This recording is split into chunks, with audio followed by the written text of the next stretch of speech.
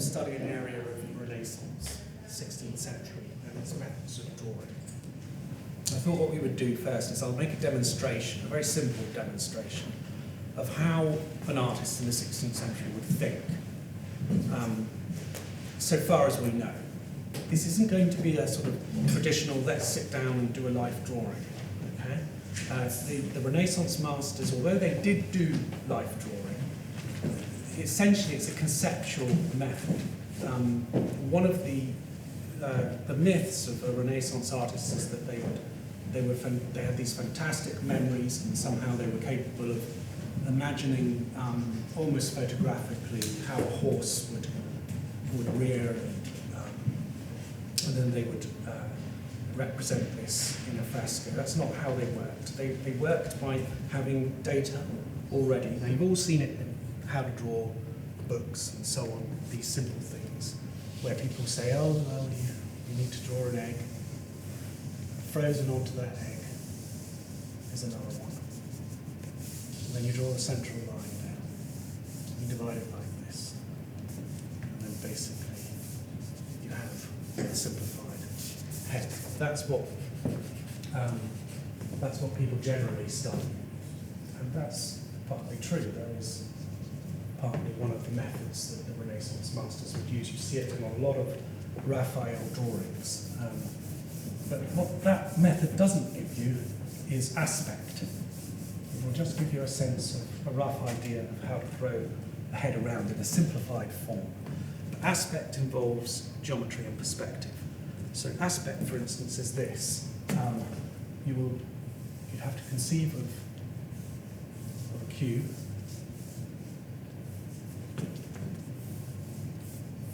Which would be in perspective.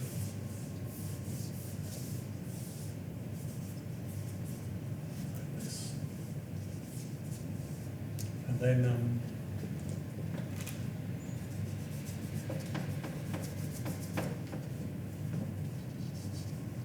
each line of the cube will be going back to, naturally, its vanishing points, like that.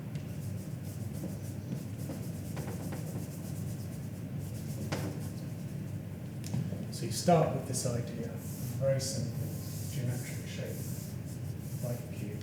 If you like a horizon line, you try and keep the points coming up to the same horizon line. Okay.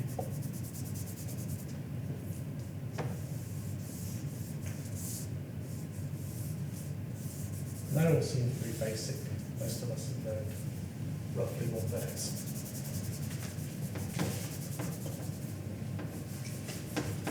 So the next step would be, Leonardo would say, let's divide that down the center. So, like this, and then down the center again like this. And we would take, Leonardo's method would be to divide it into thirds. Dürer's would be to divide it into quarters. Like that.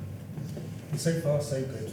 And then they would say, okay, and those would become like a prism, which would come off.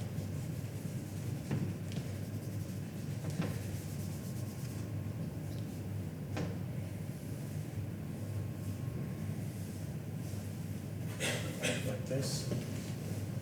And then mouth would be a line, eyes would be a line, and the ear would be some kind of trapezoid. Coming off like this. Which is fine, but what they were actually thinking was a little bit more complex than that. They would then start saying, okay, so if we abide by this perspective, where every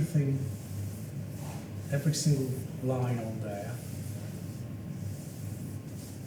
is following back to its vanishing point, so you've got 2-point perspective here. And if you want to make it a little bit more natural, it would be 3 points, so these would also converge down to the vanishing point below as well. So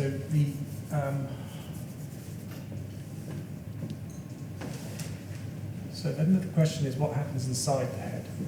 where's the other ear, for instance?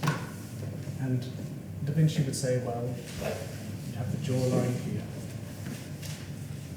come round like this. And they would they'd conceive of the aspect into a cylinder.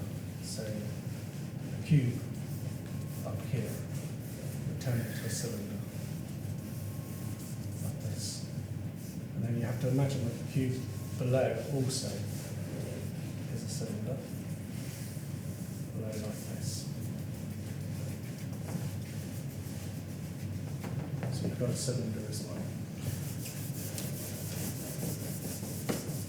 So now I'm just going to put that all together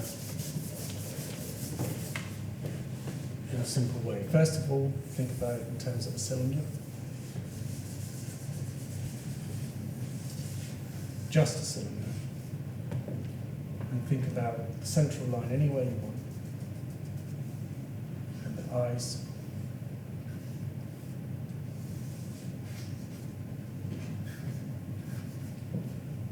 So you have a situation like this. So that's one way they move things around. And that cylinder, of course, is useful because you can put it pretty much at any aspect.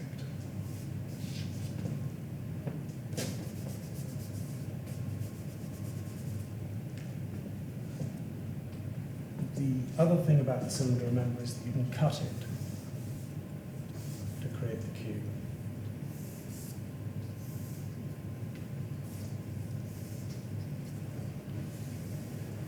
Like this. And then the cube again can be cut. Place the nose like this. And the jaw can be cut again, and so on. So you can start sort of, they're called stereometric drawings that Luca Cambiaso and Dürer used and so on in order to try and conceive of spaces. And where it gets quite interesting is where these stereometric drawings become transparent. So for instance, in this particular case, if you take the line across the eyes, like this, and it should be in keeping with all of these lines in perspective. And then you try and imagine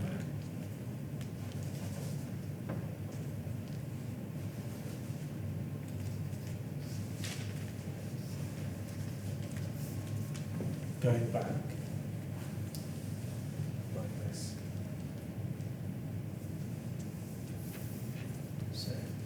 That plane, I'm trying to step on the way, so that plane of the eye goes back across the top of the ear there.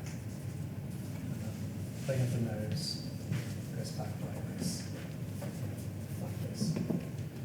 And at the back, it continues around the cube. Like this. And this is really important. This is how someone like Michelangelo would conceive of it. So he'd have to ask himself, well, where's the ear? Where's the other ear? And then he'd be thinking, okay, well, we'll just take that through perspective and down and find out precisely where this point is there, and where it hits the back, and then the ear would come off that plane at the back. So the two ears would be locked all the way through like this. The cervical part of the vertebrae would be going through the back of the head there. And so on. So what you have is a vision that's of 3 dimensions, and all of it obeys the laws of perspective and geometry. Geometry is kind of a strange thing because it's an abstract idea. So Euclid talks about a point. You start with a point, and he says that a point is has no dimension, no volume, it can't be split. It's almost like an abstract idea. And then he says that there's 2 points. The shortest distance between 2 points is a line. So that's what they're starting with as an idea. Everything is, when we draw these squares in perspective, essentially we're just drawing 4 points here, like this, and joining them up, and then making a plane, which is that. There's no tone, there's no shading. It's an abstract idea. They don't actually believe the line exists. Verrocchio and Leonardo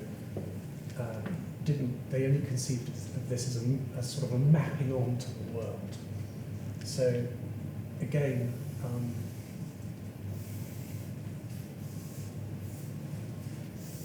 when you see Leonardo do something like this, where he will, I'll just rough it in.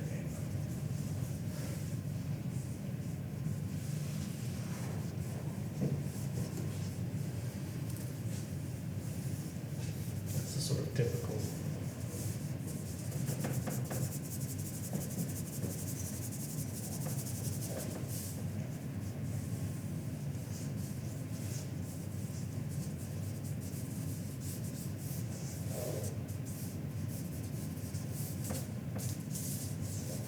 Leonardo profile. Then what he'll do is he'll then divide it. Here will be here, across the eye and the nose. The jaw will be the base of the lip there, and so on. So I don't want to get too dry about this, but what I want to sort of try and explain is that when you take the square and you draw it over this head, what exactly is he doing when he's making these? They're not proportions, they're planes. So what he's actually doing is, this line here is actually that plane that goes through the cube entirely. So this line is like a piece of, I want you to imagine it like a piece of glass that goes all the way through the glass cube.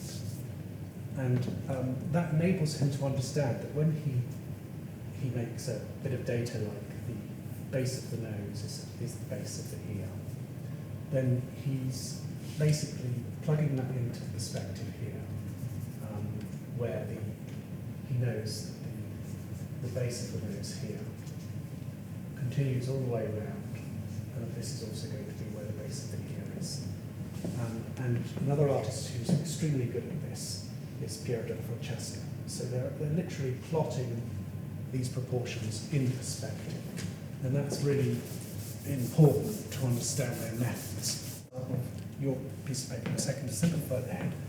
You could, for the moment, just forget about the whole rest of the head and just think in terms of a section of the face, right at the front in perspective, like this. And then draw a center. Draw a centre line down, and then just imagine there's a slice of triangle coming off it like that. Just this. And then try and remember that whatever line you put in follows the law of perspective. And then imagine turning this in your head to a different position, like, say, this.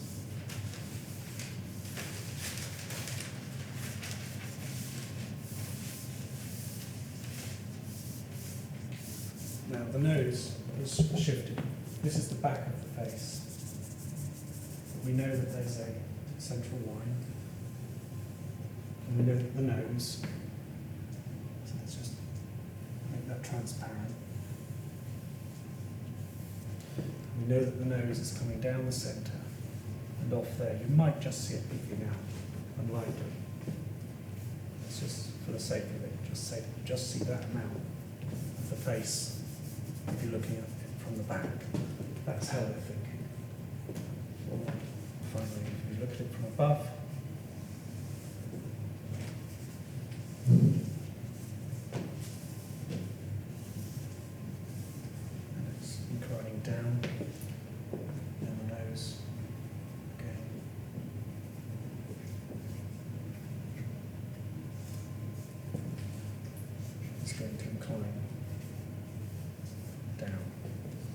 So it's very easy to start moving these powerful shapes around. If you don't extend them, you start realizing what they're actually doing when they're conceiving of the whole head.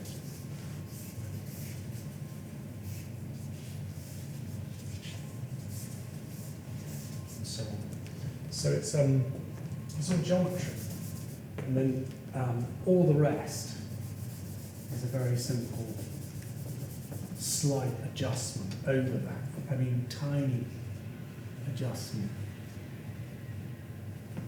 that Michelangelo or Leonardo would use. In fact, they would stray as little as they could from the original geometry in order to create the character.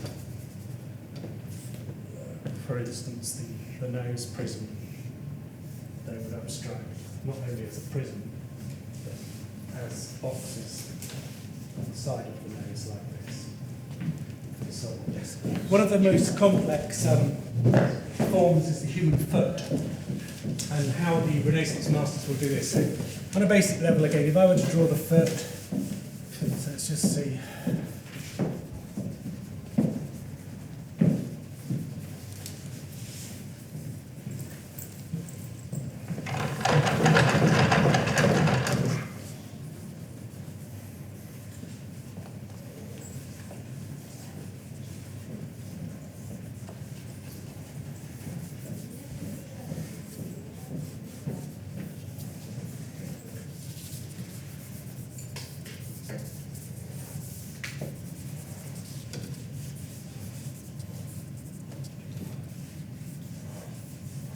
Okay, so the general shape of the human foot is kind of outwards like that and like this. Now, how would a Renaissance artist think about the foot? Well, they would simplify it again like this. They would think about the cube at the top, like that, so that they're looking straight through the foot.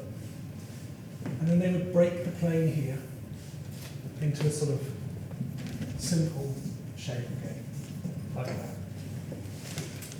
And then maybe break the plane once more here, like this. And so on. Do you see? It's really simple. And perhaps you're looking through the knee like a cylinder, and at the top of the leg, again, is a cylinder. And when you see Leonardo doing his cross sections of legs, all of that's very evident when he's doing his anatomical studies. It's very important for him to be able to do that. Otherwise, he won't be able to do the anatomical dissections that he's doing. So I just want to try and start with you by getting you to draw one thing quickly, which is this. I want you to draw a cube in three-point perspective. It should look. Its lower parts should be coming down to the same point like this. Its upper parts should be coming to another point like that.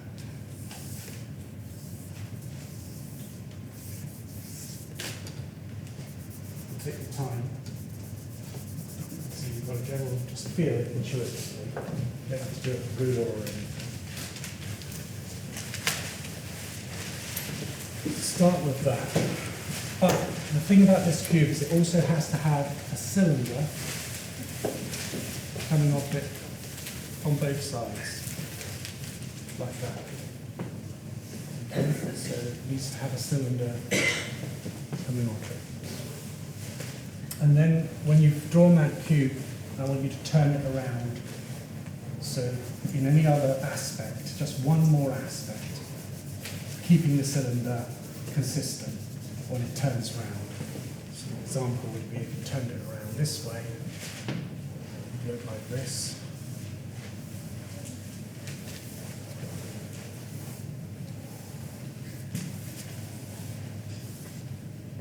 And the cylinder would turn.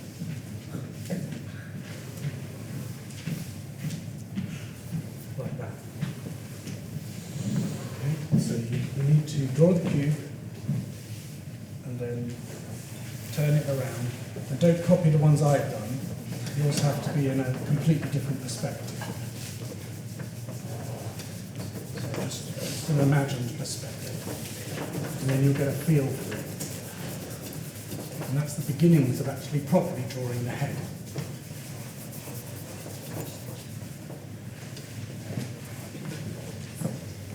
So just 5 minutes.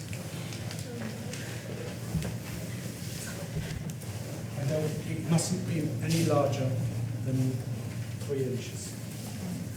So you're drawing, if you press hard on that paper, the reason we've given you, so it should be about this size, okay? If you press hard on that paper, it will tear. That's why we've given you that paper, so that you get used to being really delicate with your pencil. You've got a 2B, which is quite dark actually, and so you hardly, the lighter you do it first, then you'll be able to correct it. If you've already started the cube quite large, that's fine. And then afterwards, we're going to look at each one of them and ask ourselves if anyone in here actually knows how to draw a cube. Certainly not me. Because it might not be what we think. So I'll just wait a few minutes. I'll draw mine.